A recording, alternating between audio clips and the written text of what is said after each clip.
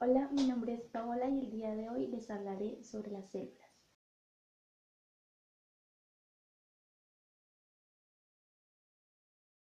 Existen dos tipos, las células eucariotas y las células procariotas. Inicialmente las células procariotas las conocemos porque son aquellas que no tienen un núcleo definido. Este tipo de células son muchísimo más pequeñas en comparación a las células eucariotas y son de organismos muchísimo más simples. Entre este grupo se encuentran las cianobacterias y también encontramos las bacterias. Las cianobacterias se caracterizan por ser algas de tipo verdoso o de tipo azul. Los orgánulos principales de este tipo de células se encuentra la pared celular. Inicialmente la pared celular actúa como protección de la célula. Su principal función es que mantenga su forma, además de ello evita la deshidratación y actúa como una capa adicional. Cabe resaltar también que en este tipo de célula, la pared celular de las bacterias se encuentra primero la gram positiva y la gram negativa. La gram positiva está formada por una gruesa capa compuesta por peptidoglicano y esta tiende a tener una coloratura entre morada y un poco de sus derivaciones. La gram negativa, por el contrario, es de tipo más delgado y tiende a tener una coloratura de tipo rosado y rojos. Como segundo organulo principal se encuentra el citoplasma. Allí su función principal es la composición de este por un gel tipo líquido. En esta zona también se encuentra el nucleoide y además de ello están los ribosomas, cuya función principal es la síntesis de las proteínas. A veces estos ribosomas se encuentran en una libres o se encuentran en grupos y estos grupos se les conoce comúnmente como polirribosomas.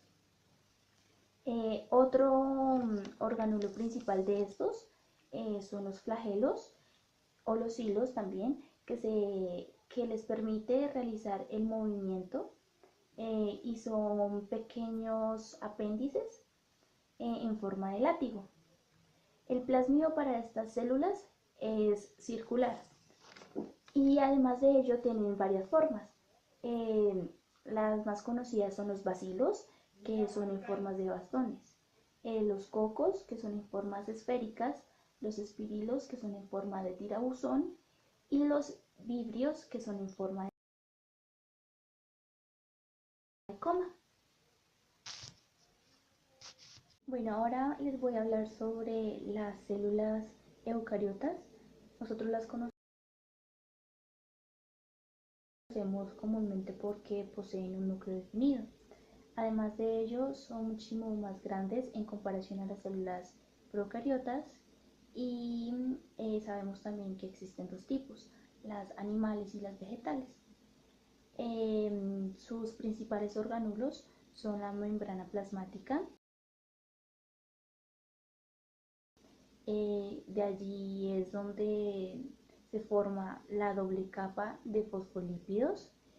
Su función principal es el transporte y la regulación de sustancias que entran y salen de las células.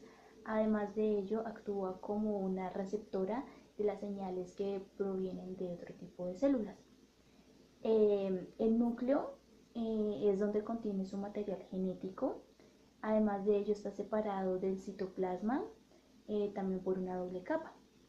Allí se encuentra una zona interna que se llama nucleolo, que es allí donde eh, está el material genético. Además de ello, se asocia también con la fabricación y de los componentes que forman los ribosomas. El citoplasma posee una red complicada de membranas que delimita algunos compartimentos de algunos organelos que están suspendidos en el citosol. El citosol es una sustancia soluble, es una solución acuosa de sales, azúcares, aminoácidos y entre otras sustancias. También podemos hablar de las mitocondrias. Su función principal es la respiración celular, la cual se entiende como el intercambio de energía, más no como de gases. Esto lo hace por medio de una molécula que se llama ATP, que es la adenosín trifosfato. Además de ello, la mitocondria realiza el proceso de metabolismo celular. También se encuentran los ribosomas, que son los encargados de la síntesis de proteínas y además de ello la traducción del ADN, ya que las células, por la parte del núcleo, no puede leer como tal el mensaje, sino que tiene que ser decodificado. También se encuentran los cloroplastos, cuya función principal, como todos lo conocemos, es la función fotosintética. Se encuentran también los aminoplastos y los cromoplastos. También encontramos el retículo endoplasmático.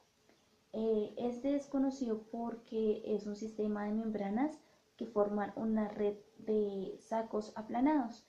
Entre estos se encuentran dos: el retículo endoplasmático rugoso, o también conocido como granular, cuya función principal es la detoxificación y la síntesis de las proteínas que serán utilizadas por las membranas. Y el retículo endoplasmático liso o agranular carece de ribosomas. Dentro de este se encuentran enzimas que son necesarias para la síntesis de los lípidos, que serían los triglicéridos, y también se encuentran los fosfolípidos y los esteroides. También encontramos el complejo de Golgi. Tiene varias funciones.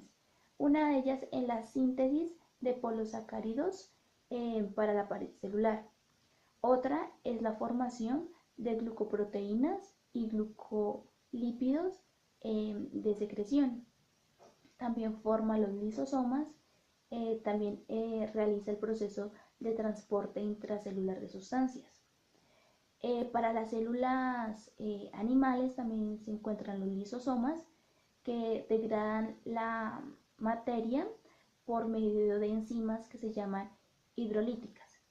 Los centrosomas también regulan el movimiento de los hilos y los flagelos, que ya anteriormente habíamos hablado, que son los que producen el movimiento de las células. Y en el caso de las células vegetales encontramos las vacuolas, que realizan el proceso de remoción de elementos que son innecesarios por medio de la exocitosis. Finalmente vamos a hablar de la membrana plasmática. Sabemos que es el límite externo de la célula y que no solamente actúa como protección, sino también actúa como una barrera. Y entendemos que esta barrera no es totalmente gruesa, sino que permite que sea un poco elástica. Bueno, esta membrana está compuesta en un 40% por lípidos y un 50% por proteínas. También está compuesta por pequeños hidratos de carbono, que están asociados al 10%. En esta se presenta una doble capa formada por fosfolípidos. Esos son los representativos de los lípidos. Y para el caso de las células animales se encuentra también el colesterol.